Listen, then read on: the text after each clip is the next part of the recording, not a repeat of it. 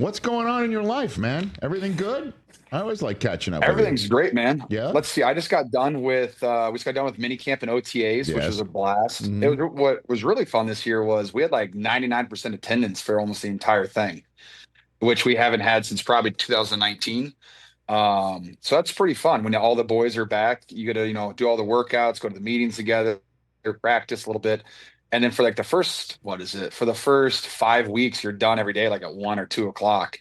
And so then all the boys get out there and they go golfing together, hang out, get some dinners together, just really building up that team camaraderie is what I would say. So I've been Yeah. having a great time hanging out with the boys. I mean, look at this. You're signed. Warner's signed. McCaffrey's healthy. Mhm. Ayuk's coming back, at some point. Purdy's paid. I don't even know what the hell to ask you. What do I ask you? It's like boring. Let's see. It's boring in your world. What's happening? Yeah. Last year it was all like, who's not there? Who's there? You gonna get signed? Purdy gonna get signed? I'm bored. No offense. I know. I'm so sorry that the 49ers aren't the centerpiece of some drama this year What's for the up? NFL media to talk about. Yeah. And, the discourse, we're just not doing our jobs of being dramatic enough. Yeah. I'm so sorry for making you have to work a little bit harder and not just to be able to have clickbait and headlines Yeah. just right out of the locker room. I'm so sorry. I apologize for that. It was actually my first offseason, I think, without some type of quarterback drama. Yeah. So it's been fantastic. Yeah, I mean, and 49er fans aren't complaining about the defensive coordinator. Salah's That's true, back, they're not. right? I mean, That might be like the underlying like headline for the Niners is that Salah's back in the building. Mm. He's really good at his job, and I'm really excited that we somehow convinced him to be our defensive coordinator again because he knows what he's talking about. He's inspiring, he gets the boys fired up, and he just happens to also be he's really, really smart. So I'm pumped to have him back in the building, just hanging out with him a little bit, talking about stuff.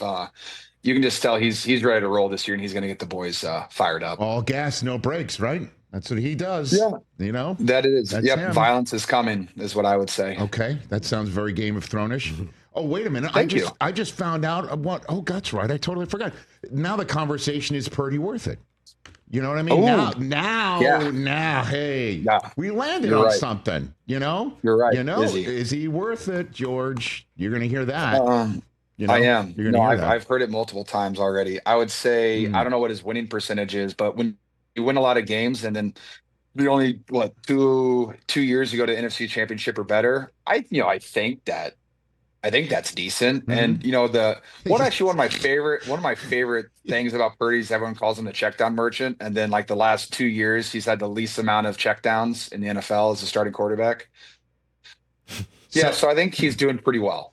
So checkdown merchant, is that football version of like free throw merchant for Shea Gilgeous-Alexander? Is that the football version of it, George? I think I've never thought about that, but that's a pretty connection. And thank you for bringing the Thunder into it because I am an Oklahoma City Thunder fan, You and are. so You are.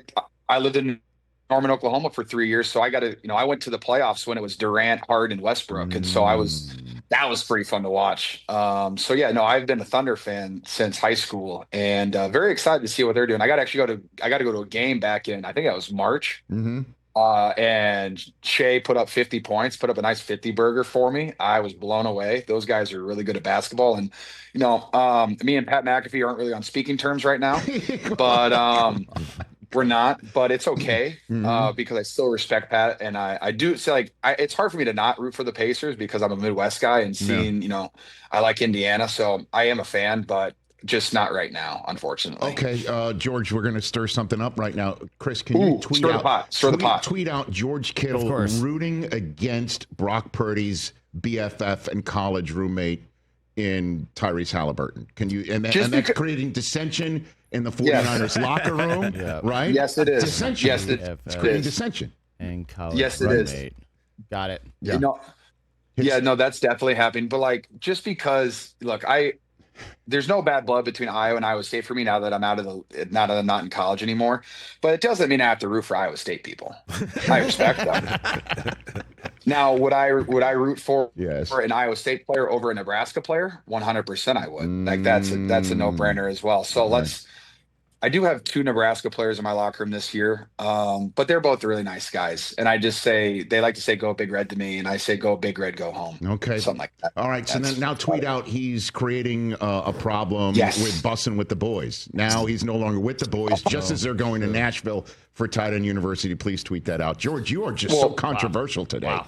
What is happening? Bussing with the boys is based in Nashville, actually. Right. So they're not going anywhere. They are actually hosting our Tight End and Friends concert that we have. We have 10 country artists performing a private concert for the boys at Tight End U.